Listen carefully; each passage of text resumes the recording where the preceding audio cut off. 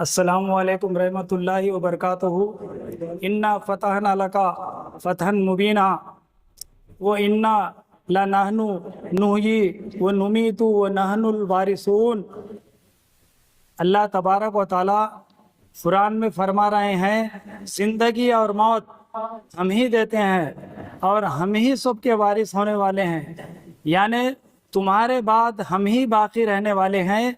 तुम्हें जो कुछ भी मिला है महज आर्जी इस्तेमाल के लिए मिला हुआ है। आखिरकार हमारी दी हुई हर चीज़ वो यूं ही छोड़कर तुम खाली हाथ रुखसत हो जाओगे और ये सब चीज़ें जूं के तूं हमारे ख़जाने में रह जाएंगी। हम मुसलमानों का ये ईमान है कि हमारे पास जो भी वो जायदाद की शक्ल में हो या और किसी शक्ल में हो वो अल्लाह की अमानत है। जब तक हम रहेंगे उसको इस्तेमाल करेंगे। अल्लाह तबारक व तआला हमको जो भी नेमतें दिए हैं वो आर्ज़ी इस्तेमाल के वास्ते दिए हैं। उसके बाद फिर वो हमारी अमानतें अल्लाह के पास ही चले जाने वाली है। ये हमारा ईमान है। और सूरह बकरा की पहली सूरत में एक आयत में ये बात बताई गई है कि जो कुछ भी तुमको रिस्क दिया गया है उसमें से अल्लाह की राह में खर्च करो। वो मिम्मा रज़क़नाहुम युनफ़िक़ून। परहेजगारों के तरफ इशारा करके बोल रही है, तुम अगर परहेजगार बनना है, मुत्तकी बनना है, मेरी चाहत हासिल करना है तो तुम क्या करना, जो कुछ मैं तुमको रिश्वत अता किया हूँ उसमें से तुम मेरी राह में खर्च करो। तो ये मेरी राह में खर्च करने का मतलब आर्ज़ी भी हो सकता, मुस्तकिल भी हो सकता। तो हम मुसलमान जब तक हमारी सांस चलती, ज़िंदगी चलती, अल्लाह की राह में देते भी जाते, और उसके बाद हम जाने के बाद भी हमको सवाब की ज़रूरत होती, हमको मग़फ़िरत की ज़रूरत होती, तो हम क्या करते, अल्लाह के रास्ते में कुछ जायदाद जो है वक्फ कर देते। अल्लाह के नाम पे, अल्लाह के नाम पे वक्फ करते। और अल्लाह के नाम पे हम जो देते हैं वो अल्लाह की चाहत के वास्ते देते हैं, अल्लाह की रज़ा के वास्ते देते हैं, आखिरत में कामयाबी होने के वास्ते देते हैं हम लोग।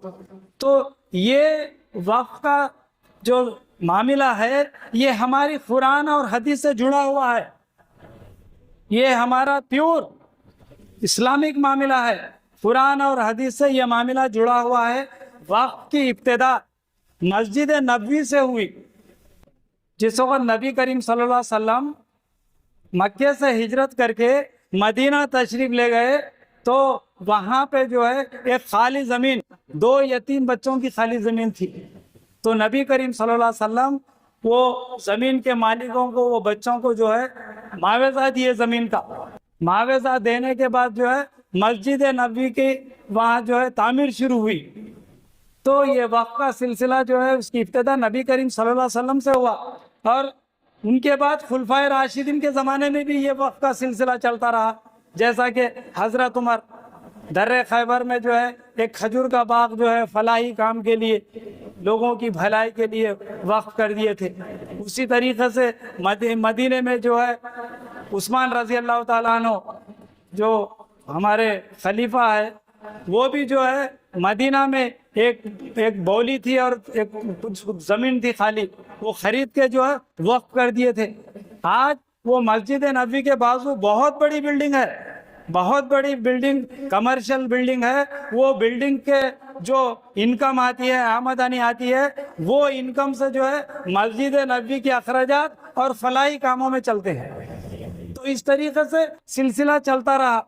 उसके बाद खुलफाए राशिदीन का ज़माना ख़त्म होने के बाद हज़रत अली रज़ी अल्लाह ताला अन्हु के तक खुलफाए राशिदीन का ज़माना बोलते। उसके बाद बनु उमैया का आया, बनु अब्बास का आया, 2 बड़े ख़ानदान। ये ख़ानदानों की जो हुक्मरानी थी उसमें भी जो है इसी तरीक़े से अहले खैर जो दौलत के, जो जायदाद के मालिक होते हैं, वो जो है अल्लाह के नाम पे जो है ज़मीन दे देते थे, मस्जिद बना देते थे, खानखा बनाते थे, मदरसा बना देते थे। तो ये सिलसिला जो है इसी तरीके से चलता रहा। ये बनु उमैया और बनु अब्बास के साथ ये ख़ानदान का सिलसिला ख़त्म होने के बाद फिर जो है उस्मानिया खलीफा उस्मानिया का जो है दौर शुरू हुआ। खलीफा उस्मानिया का बहुत बड़ी ममलिकत थी, उसमें फ़लस्तीन था। अब जो पूरे अरेबियन कंट्रीज है 57 कंट्रीज पूरे कवर करते उसको। अफगानिस्तान का भी एरिया उसमें शुमाल था। बहुत बड़ी ममलिकत थी सल्तनत उस्मानिया। उसमें भी जो है ये वक्फ देने का जो है अहले खैर जो है देते रहते थे।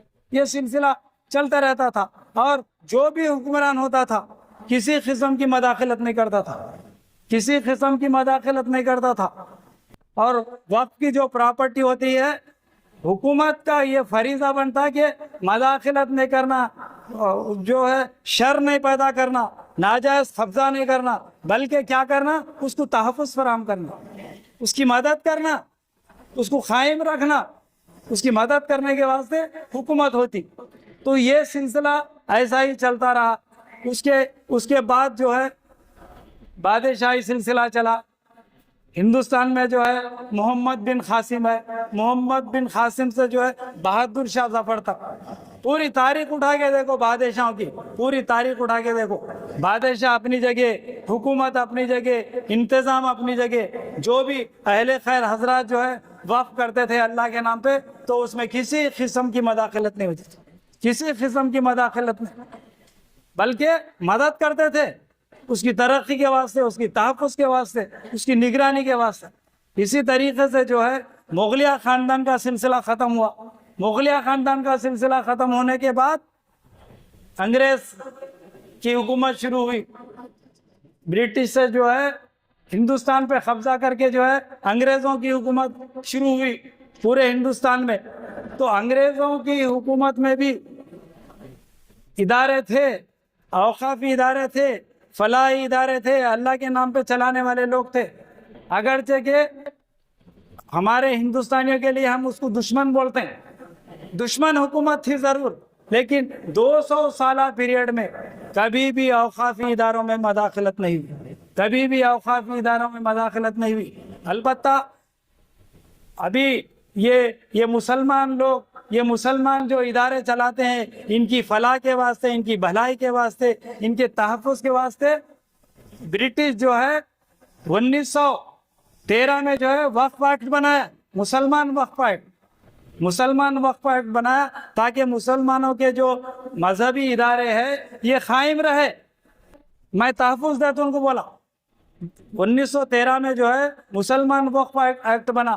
फिर उसमें तरमीम लाते हुए 1923 में भी जो है मुस्लिम वक्फ एक्ट बना। तो इस तरीके से हुकूमत जब तक ब्रिटिश की चलती रही, वक्फ के इदारों में किसी किस्म की छेड़छाड़ नहीं, किसी किस्म की मदाखलत नहीं, किसी किस्म की शोर शराबा नहीं। इस तरीके से बिल्कुल ये सिस्टम, ये निज़ाम चलता रहा। उसके बाद अंग्रेज़ चले जाने के बाद बड़ी बुरी हालत हो गई, हिंदुस्तान की बहुत बुरी हालत हुई, क्योंकि हिंदुस्तान जो है मुसलमान मुल्क, हिंदू मुसलमान के नाम के से 2 मुल्क हो गए। एक पाकिस्तान हो गया, एक हिंदुस्तान हो गया। और जो लोग हिंदुस्तान में रह गए थे उनकी बड़ी बुरी हालत थी, उनकी जान माल का तहफ़्फ़ुज़ का बहुत बड़ा मसला पैदा हो गया था। तो इसके बावजूद भी 1947 से 1954 तक लगातार हमारे जो मज़हब से जो ताल्लुक़ रखने वाले हमारे उलमा है, उसमें हमारे मुफ़क्किरीन है, अच्छे ख्याल रखने वाले हैं, मिल्लत का दर्द रखने वाले हैं, तो वो लोग बराबर जिदोजहद किए। बिल्कुल भटकती हुई हालत में, ना नाम था, ना निशान था, ना नंबर था, कुछ भी नहीं था। बड़ी तकलीफ से जो है अपने आप को जो है नाम कायम कर लेते हुए, निशान रख लेते हुए वैसे सिलसिला चलता रहा। तो मौजूदा हुकूमत को जो है कन्विंस करके जो है 1954 का वक्फ एक्ट बना। 1954 का वक्फ एक्ट में जो है मुस्लिम जो भी इदारे वक्फ के थे उसमें जो है बहुत सारे शुमार किए गए और बहुत सारे छूट गए। जो जिसको आसार क़दीमा बोलते हैं, उसमें बहुत बड़े बड़े मसाजिद है, बहुत बड़े इमारतें हैं, खालिस मजहबी इदारों के नाम से थे। वो अभी जेर दौरान है वो, कि वक्फ वाले बोल रहे हैं कि ये जैसा बीदर में 16 खम की मस्जिद है, आज भी मुतालिबा है मुसलमानों का, ये मुसलमानों की प्रॉपर्टी है, ये वक्फ प्रॉपर्टी है, इसमें हमको नमाज पढ़ने दो। ऐसे ऐसे कई झगड़े हैं, कई मसाले हैं हिंदुस्तान में, अभी बहुत सारे जायदादों के झगड़े हैं। तो वक्फ का जो बोर्ड है मुतालिबा कर रहा, ये वक्फ की प्रॉपर्टी है, ये हमारी होना चाहिए। तो हुकूमत और वक्फ के दरमियान अभी झगड़े बाकी है, अभी बहुत सारे झगड़े बाकी है, बहुत सारे जायदादें जो है वापस लेने का है।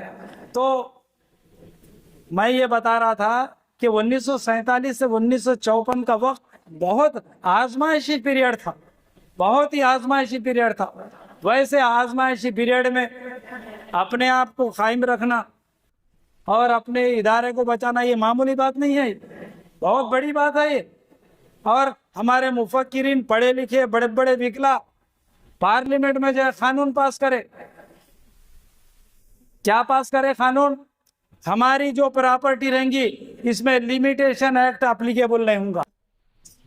अब हर जायदाद का लिमिटेशन है, लिमिटेशन एक्ट 1963 मुद्दत के अंदर ही जो है दावा डालना अदालत के अंदर, नहीं तो वो दावा नहीं चलता। तो ये हमारी वक्त की प्रॉपर्टी जो है लिमिटेशन एक्ट से मुस्तस्ना है। कोई अगर नाजायज तरीके से 100 साल बैठो, 200 साल बैठो, 300 साल बैठो, 1000 साल बैठो, वो हमारी है, वो वक्त की है, उसमें लिमिटेशन एप्लीकेबल नहीं होता। बहुत जिद्दोजहद के बाद, बहुत मुबाहिसे के बाद 2-4 लोग गिने चुने, 5-10 लोग 400 लोगों को मुतमईन करना ये मामूली बात नहीं है, ये मामूली बड़े दिल के मुद्दे की बात है ये। तो वो जमाने में जो है एक्ट में जो है ये शामिल किए कि लिमिटेशन एक्ट नॉट एप्लीकेबल, इसको एप्लीकेबल नहीं होगा और कोर्ट फी नहीं देंगे। हम मुसलमान गरीब है, बिछड़े हुए हैं, हम बहुत बर्बाद हो गए, लूट गए, तबाह हो गए, हमारे घर जल गए, सब जल गए, हमारे को जो है फीस बनने की सकत नहीं है हमारे पास, कोर्ट फी बनने की हजारों लाखों में जाती, बड़ी बड़ी जायदादों की कोर्ट फी।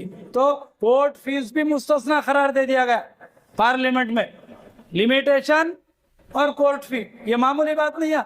अब आज भी एज ऑन टुडे 1 करोड़ की प्रॉपर्टी रंदे, 1000 करोड़ की प्रॉपर्टी रंदे, आप खाली 10 रुपए का टिकट लगाओ, 10 रुपए का टिकट लगाओ, आपका मुकदमा कबूल कर लिया जाता, आपका मुकदमा चालू। तो इतनी कश्मकश के बाद जो है 1954 के बाद एक्ट बना, उसमें इदारे जो है एंट्री हुए वक्त के लिहाज से। उसके बाद 1984 में भी एक एक्ट बना, यही वक्फ है हिंदुस्तान में। उसके बाद 1984 के बाद जो है 1995 एक्ट बना। 1995 परफेक्ट है अपनी जगह, तकरीबन परफेक्ट है, इसमें पूरी हुज्जतें कर दी गई है, पूरा वक्फ की जायदादों का जो है तहफ़्फ़ुज़ है, वक्फ चलाने वालों का तहफ़्फ़ुज़ है, सारी चीज़ें हैं इसमें। तो मैं थोड़ी सी झलकियां जो है 1995 के जो एक्ट में क्या है वो बताते हुए आप क्या कर रहे हो बताता हूँ, आपके सामने रख देते हैं बात आपके सामने। तो ये एक्ट में सबसे बड़ी खास बात ये है कि पहले ही इसमें तमहीदी तौर पे ये बात बता दी गई है, this act shall apply to all waqf whether created before और after commence of this act. ये औकाफ की जायदादें अगर कुछ छूट भी गई हैं दर्जे रजिस्टर करने से, तो इससे पहले की भी जायदादों की निशानदही कर दी जाएगी, तो वो औकाफ के दर्जे रजिस्टर कर लिया जाएगा। औकाफ के रजिस्टर में वो जायदादें जो है रजिस्टर कर लिए जाएंगे। इसकी तमहीद बता रही पहले ही तहफ़्फ़ुज़, यानी बहुत सारे, मैं बता रहा हूँ ना, बहुत सारे जायदादें अभी तस्या तलब है, एंट्री होने के है, तो बिफोर और आफ्टर पहले के भी अगर कुछ है तो भी इसमें शामिल कर लिए जाएंगे। इसके बाद भी अगर जो दरखास्तें आने जो है औकाफ के तौर पे शामिल कर लिए जाएंगे बोल के बता रहा।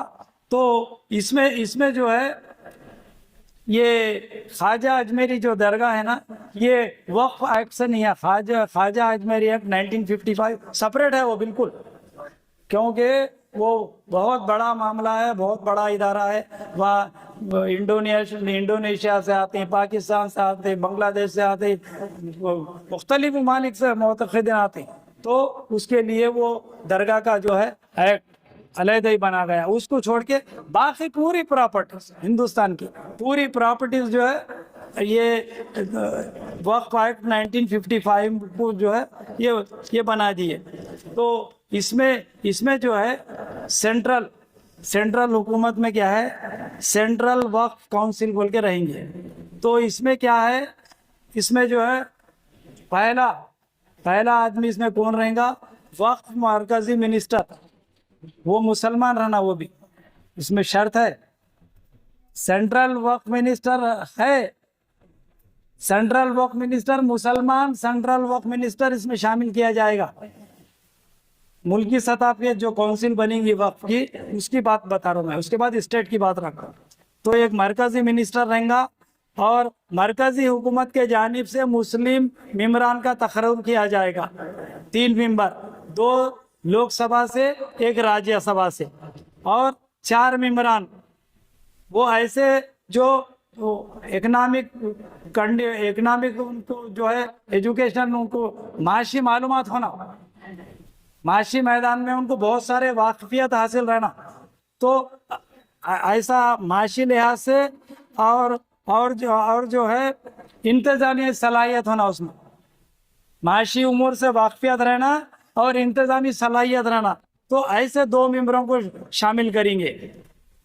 और औक़ाफ़ बोर्ड से जो है 3 मेंबरान लिए जाएंगे। औक़ाफ़ बोर्ड से अगर तो हिंदुस्तान में जितने पूरे हैं उसमें से 3 लोगों को चुनेंगे सेंट्रल कमेटी के वास्ते। और जो है ये 2 मेंबरान जो है सुप्रीम कोर्ट के या हाई कोर्ट के जजेस रहेंगे। इसमें सब मुस्लिम रहेंगे। और एक जो है कौमी सतह का पूरे कानून पे उबूर रखने वाले एक एडवोकेट को भी शामिल किया जाएगा सेंट्रल वक्फ काउंसिल में। और जो है मुतवल्लियों को भी शामिल किया जाएगा जिसकी आमदनी 5 लाख या 5 लाख से ज़्यादा है। ये जो है सेंट्रल काउंसिल का है। और इसमें जो है अभी स्टेट वक्फ बोर्ड में जो है मुतल्लियों को मुंतखब किया जाएगा, जिसमें मसाजिद के है, दरगाहों के है, मुतल्लियों का इंतखाब होगा। और जो है 2 आलिम जो इस्लाम पे अच्छे उबूर रखते हो, उलमा, 2 उलमा का जो है इंतखाब होगा। और जो है अच्छे तरीक़े से जो है तंजीमें है, उनका अप्रोच, उनकी बोलचाल और उनका लिंक, उनके ताल्लुकात जो है ज़्यादा से ज़्यादा मुसलमानों से ताल्लुक़ रखते हैं। तो वो दो लोगों को जो है शामिल किए जाएंगे। और इसमें ये अब सेंट्रल की बात है, ये स्टेट की बात कर रहा हूँ मैं। ये स्टेट वक्फ बोर्ड में जो है मुतवल्लियान और जो उसमें मसाजिद और दरगाहें, और जो है इसमें मुस्लिम एक पार्लियामेंट मेंबर, एक मेंबर रहेगा। और जो है एक जो है असेंबली का मेंबर रहेगा। और जो है एक बार काउंसिल का मेंबर रहेगा। और इसमें यह भी बात बताई गई है, कोई स्टेट वक्फ बोर्ड जब बनाने जा रहे हैं, आपके पास पार्लियामेंट का मुस्लिम मेंबर नहीं है, आपके पास रियासती असेंबली का भी मेंबर नहीं है, आपके पास बार काउंसिल का भी कोई मेंबर नहीं है, लेकिन साबिक़ा में था, तो वही उसकी रुकनियत को कंटिन्यू करेंगे। इसमें ये बता कि किसी कीमत पे भी जो है काबिल से काबिल लोग जो है बोर्ड में ये शरीक रहे। इनका ये मकसद, ये मंशा था। तो सेंट्रल में जो है 14 लोग रहते और जो है स्टेट में जो है 11 लोग रहते। और ये सारे जो है ज़मीन नापने करने, सारा तायीन करने, कमिश्नर का इंतखाब होता। कमिश्नर जो है वक्फ बोर्ड के बोर्ड में रहता, कमिश्नर के प्रॉपर्टी को देखना करना, उसका मेजरमेंट लेना करना, सारी चीज़ें। और एक स्पेशल ऑफिसर उसकी उसकी सर्विस लेते, कम से कम डिप्टी कलेक्टर का रैंक होना, उसका कलेक्टर से डिप्टी कलेक्टर का रैंक रहना, 2 साल के वास्ते डिप्टेशन लेते उसको। तो उसका काम क्या रहता, खाली इंतजाम चलाना। Board is whole and sole, board में जो चेयरमैन रहता है, जो मेंबर रहते हैं, वो होल एंड सोल, ये एग्जीक्यूटिव है ये। तो इस तरीके से ये उधर सेंट्रल में और इधर इस सेंट्रल की काउंसिल और ये स्टेट वक्फ बोर्ड। अब इसमें जो है सारे चीज़ें जो बहुत सारे पेचीदियाँ आ जा रहे थे, तो इन पेचीदियों को जल्दी से जल्दी हल करने के वास्ते, वक्त बचाने के वास्ते क्या करे जो है मिला है। तो ट्रिब्यूनल का मतलब क्या है बोले तो केस जल्दी से जल्दी ख़त्म करना। वक्फ बोर्ड के वास्ते भी, वक्फ के मामलात को भी ख़त्म करने के वास्ते हर वक्फ बोर्ड में एक ट्रिब्यूनल रहेगा रियासती सतह पे, तो वो मामलात हल होंगे। अच्छा, ट्रिब्यूनल ये एक ही वक्फ बोर्ड के वास्ते नहीं है। ट्रिब्यूनल का मकसद ये था कि 80 ट्रिब्यूनल है, लेबर ट्रिब्यूनल है, एम्प्लॉयज ट्रिब्यूनल है, इंडस्ट्रियल डिस्प्यूट ट्रिब्यूनल है, इस तरीके से बहुत सारे ट्रिब्यूनल है। तो वक्फ की जायदादों को जल्दी से जल्दी तस्फिया कराने के वास्ते, जल्दी इंतजाम कराने के वास्ते क्या है, ट्रिब्यूनल का क़याम अमल में है। ट्रिब्यूनल भी एक जज की कैटेगरी का रहता। तो ये जो ट्रिब्यूनल जो फैसला देगा वो फाइनल रहेगा, क्योंकि हमारा मामलात, हमारी अदालत, हमारी बात, हम अपने इंतजामात को कैसा चला लेना, हमारा वक्त कैसा बचा लेना, हम जो अपनी सहूलत से बना लिए। तो ये चीज़ें वक्फ एक्ट 1995 में है सारे चीज़ें। अब क्या बात पैदा हुई, अब हमारे हमदर्द आ गए, हमारे हमदर्दान आके क्या बोले, इंतज़ाम सही नहीं चल रहा, हम इंतज़ाम सही चलाने के वास्ते, तुम्हारी औरतों की भलाई करने के वास्ते, तुम्हारी बेरोज़गारी दूर करने के वास्ते, तुम्हारे नौजवान बच्चों की बेरोज़गारी दूर करने के वास्ते हम बहुत बड़ा काम कर रहे हैं। हम क्या बड़ा काम क्या करते, पहले हम क्या करते, जो प्रॉपर्टी है ना, वक्फ यूज़र बोलते उसको, वक्फ के कामों में जो इस्तेमाल होती वो वक्फ़ी तस्वुर होती।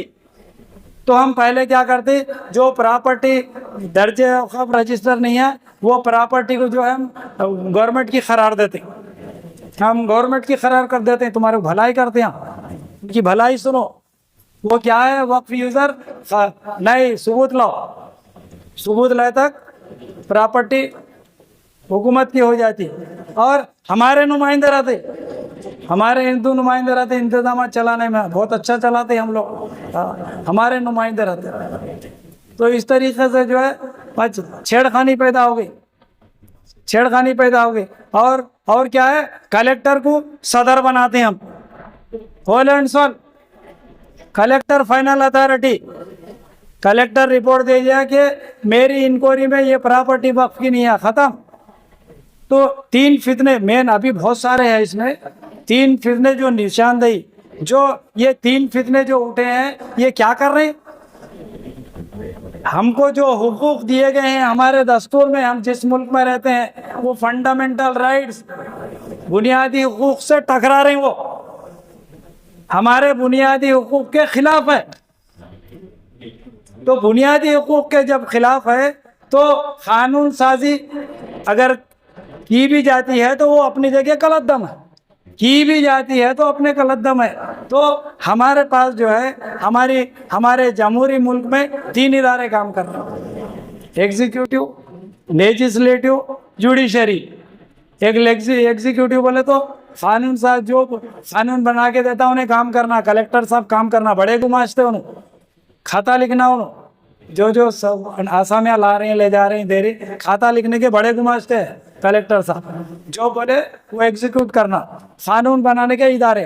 अच्छा, ये बड़े गुमाश्ते और कानून बनाने वाले गलतियां करें तो बीच में चेक एंड बैलेंस अदलिया को रखे, अदलिया को पावर दिए।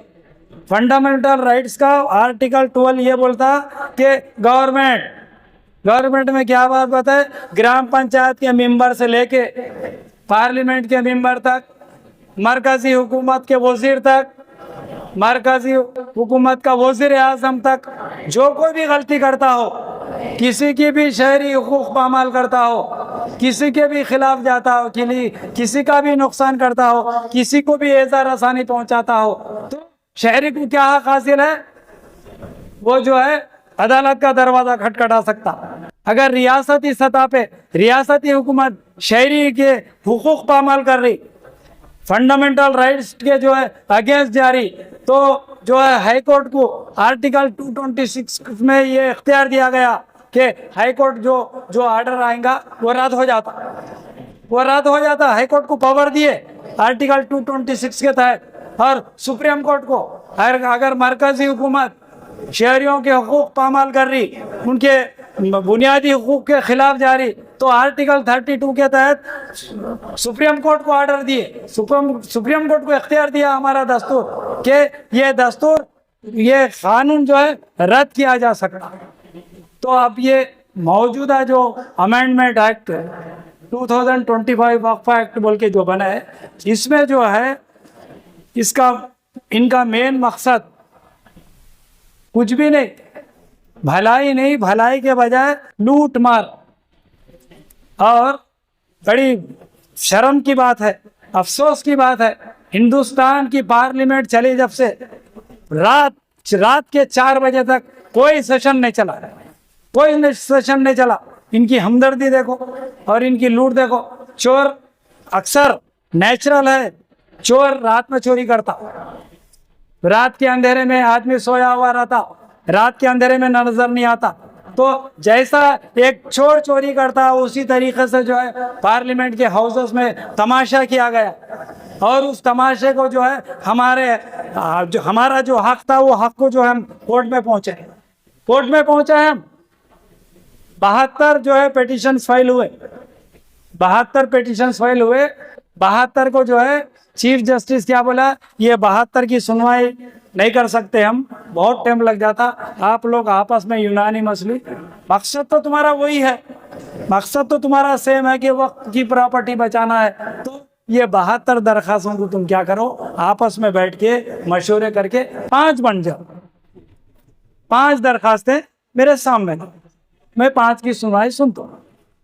तो जिस वक्त ये एक्ट बनाया जा रहा था, तो उस वक्त मेजॉरिटी नहीं थी, मेजॉरिटी नहीं थी, तो बड़ी नाटक करके मेजॉरिटी भी पैदा करे। उसके बावजूद भी जो लोग हैं सपोर्ट देने वाले राजी नहीं थे, तो जॉइंट पार्लियामेंट्री कमेटी बनाई गई। जॉइंट पार्लियामेंट कमेटी में जो है जो मशवरे होती, जो राय आती, उसमें एंट्री करना, उसमें मेंशन करना, वो मेंशन करे बाद वहाँ लेके जाना।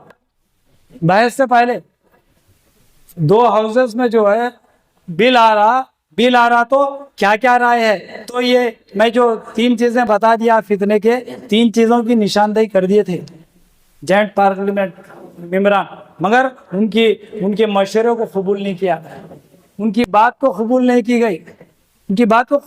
गई, कोई उसमें मेंशन ही नहीं है, सब चोरी मार धाड़ इधर उधर। तो इस तरीके से 4 बजे तक जो है बिल पास हुई। उसके बाद मुस्लिम पर्सनल लॉ बोर्ड, जो पूरे अकाबरीन है, पूरे जमातों के लोग हैं, मुस्लिम पर्सनल लॉ बोर्ड, अभी प्रेसिडेंट की दस्तखत नहीं हुई थी, प्रेसिडेंट को कहला भेजा कि ये बहुत 20 करोड़ मुसलमानों का मामला है और ये बिल जो बनने जा रहा है ये दस्तूर के बुनियादी हुकूक के खिलाफ है, हम तुमसे मिलना चाहते। तो रात को दस्तखत हो गई, चोरी रात में हो गई, सुबह को मिलने का प्रोग्राम, उधर से जवाब भी नहीं आया, मिलो बोल के जवाब भी नहीं आया, रात में दस्तखत हो गई, रात में पब्लिश भी हो गया, रात में गजट में आ गया, सब काम रात में। हालांकि हमारे कई मुकदमात पड़े हुए, 5 बजे घंटी मार के उड़ जाता जज, और दूसरा भी कोई लीडर भी रहता, जाओ ऑफिस का वक्त खत्म होगा, काम नहीं है क्या तुम्हारे को बोलता, और इनकी हमदर्दी, सब काम रात में हो रही। तो प्रेसिडेंट से मिलने नहीं दिया गया, और जल्दी करके, जितना जल्दी हो सके जल्दी करके, अब तैयारियां भी हुए, लिस्ट बनाओ, कोसे कोसे जायदादों के नाम नहीं है, लिस्ट बनाओ, लिस्ट बना को मजहबी गवर्नमेंट के करार दो। तो एक लाबी है हिंदुस्तान के अंदर, तो ये लाबी क्या काम करती बोले तो पूरी प्रॉपर्टी जितना हो सके कम टू कम विजन अपने हाथों में, चंद हाथों में ले लो, बाकी सब लोगों को जो है नौकर बना दो, गुलाम बना दो। तो किसान बिल भी इसी तरीके से जुल्म पे मबनी थी। तो स्ट्रगल करे वो लोग, 700 लोग मर गए, 700 किसान जो है अपनी जानें दे दी। तो जब जो है घुटने टेके जी ये लोगों को जो है ये बिल को वापस लेना पड़ा। तो हमारे वक्त का मामला भी, हमारी जिद्दोजहद, हमारी नियत, हमारा इरादा, हमारा अज़्म, जब तक के ये कानून वापस नहीं लिया जाता हमारी जिद्दोजहद जारी रहेंगी। चाहे मस्जिद के मीनारों से हो या और कोई प्लेटफॉर्म से हो या और कोई प्लेटफॉर्म से हो या और कोई प्लेटफॉर्म से हो। और एक मैं खुशखबरी आपको सुनाता हूँ कि आज हम अकेले नहीं है, आज हम अकेले नहीं है, हमारी सपोर्ट में दूसरे कौम भी बोल रहे, दूसरी कौम भी बोल रही आज इतनी बारी है तो कल हमारी बारी है, हम तैयार है तुम्हारे साथ चलो बोल रहे, हम तैयार है तुम्हारे साथ चलो। सिख जो है अपनी आवाज बुलंद कर रहे हैं, ईसाई अपनी आवाज बुलंद कर रहे हैं, और जो है जैन मत के लोग, बुद्ध मत के लोग, मुख्तलिफ लोग जो है अपनी अपनी तरफ से आवाज उठा रहे। और बात यहाँ तक चली हिंदुस्तान में, अब हिंदू मुसलमान का झगड़ा नहीं है रे बादशाह, नहीं रे बाबू, हिंदू मुसलमान का नहीं है रे, असली हिंदू नकली हिंदू का झगड़ा है रे अबू। अब तो हम असली नकली हिंदू में आर पार की लड़ाई लड़ेंगे बोल रहे। मायूस नहीं होना, मैं पहली आयत बताया था वो फतन मुबीना के बर्बादी होने के बाद, तबाही आने के बाद, तकलीफ होने के बाद अल्लाह खुशखबरी देते। सूरह फतह की पहली आयत से मैं आगाज किया हूँ कि फतन मुबीना, तुमको खुली फतह हासिल होगी, तुम मायूस होने की जरूरत नहीं, तुम घबराने की जरूरत नहीं, तुम डरने की जरूरत नहीं। तो अब इन सारे चीजों का जवाब, तकारीर भी अपनी जगह, मुकद्दमे भी अपनी जगह, वकालत भी अपनी जगह, पैरवी भी अपनी जगह, लेकिन अब हमको एक काम करना है। हिंदुस्तान के अंदर एक गलत खेल खेला जा रहा है। 2% लोग 78 मासूम लोगों को जो है वरगला के एक तरफ कर लिए हैं, मुसलमान के नाम से निशान। अरे ये आतंकवादी है रे, इन्हें मारता रे, तुम्हारा घर ले लेता रे, तुम्हारी जान ले लेता रे, मैं बचा तू तेरी जान। 78 लोगों को कर लिए 2% लोग, 2% लोग। आप क्या बोल रहे? नहीं जी, इलेक्शन 20 में 80 में है, इलेक्शन 80 और 20 के बीच में है, 20 इधर है 80 इधर है, तब भी इलेक्शन हमारी तरफ होता।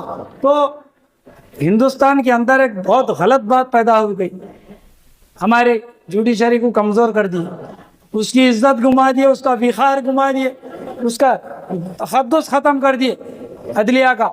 और एक election commission, free and fair लिखे हुआ है दस्तूर में। इलेक्शन कमीशन क्या होगा? आजाद रहेगा, साफ सुथरा रहेगा, अपनी मर्जी से काम करेगा, कर रहा अपनी मर्जी से।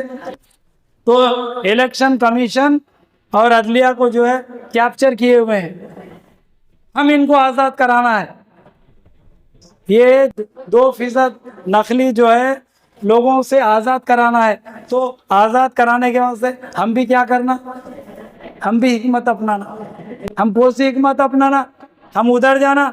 1857 गदर की जिस वक्त जंग हुई थी, पूरे हमारे उलमा शहीद हो गए, 2 लाख, तकरीबन 2 लाख से ज्यादा शहीद हो गए। शहीद हो जाने के बाद भी मायूस नहीं हुए। क्या बोले वो लोग, गैर मुस्लिम लोगों को, अरे सब मिलके हम काम करेंगे, सब मिलके जिद्दोजहद करेंगे। तो सब मिले, सब मिलने के बाद आज़ादी मिली। आज के माहौल में भी हम क्या करना, 78 लोगों को वो लोग जैसा एक किए हैं, हम अपना रुख बताना, अपना चेहरा बताना, अपनी पॉलिसी बताना 78% लोगों को। हम तुम्हारे दुश्मन नहीं हैं, हम तुम्हारे लूटने वाले नहीं हैं, मारने वाले नहीं हैं, तुम्हारे नुकसान करने वाले, हम तुम्हारे भाई हैं। आओ, चोरों के साथ क्यों जा रहे हैं, हमारे साथ हो। ये पॉलिसी अपनाना, ये पॉलिसी अपने तो वो 2% लोग पैदल हो जाते, चले जाते। तो हमारी जिद्दोजहद सियासी लिहाज से भी जो है ये पॉलिसी अपना के इलेक्शन कमीशन में जो वोटिंग मशीन से जो धांधली चल रही है, वोटिंग मशीन से जो धांधली चल के जो है गैर कानूनी तरीके से जीतने की वजह से, कुछ मेजॉरिटी बन जाने की वजह से ये सारे चीजें तबाहियां देख रहे हैं। हिंदुस्तान का हर शहरी बोल रहा, हर शहरी बोल रहा बेईमानी हो रही, तबाही हो रही। तो इलेक्शन को भी सुधारना है, अदलिया को भी सुधारना है। इस तरीके से जो है हम आपस में मिलजुल के इत्तेहाद और इत्तेफाक से रह के जो है अपने इस स्ट्रगल को जारी रखना। अल्लाह से दुआ है अल्लाह तबारक व तआला हमारे अंदर इत्तेहाद इत्तेफाक कायम रखे, हमारे ईमान को कायम रखे, हमारी जायदादों को सलामत रखे। वाखिर दावाना वल्हम्दुलिल्लाह।